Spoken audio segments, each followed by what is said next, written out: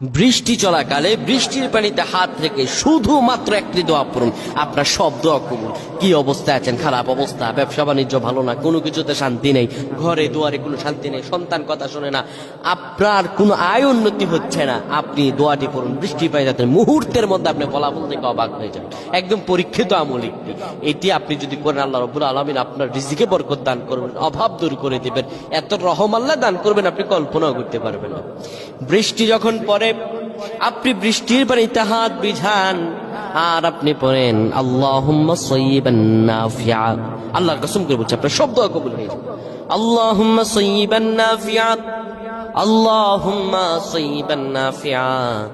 বৃষ্টি চলাকালীন যদি আপনি দোয়াটি পড়তে পারেন আর আল্লাহর কাছে চাইতে পারেন, আমার আল্লাহ রব্বুল আলামিন আপনার সব দোয়া কবুল করে নেবেন। আল্লাহ যেন আমাদের বুঝার তৌফিক দান করেন। আল্লাহুম্মা আমিন।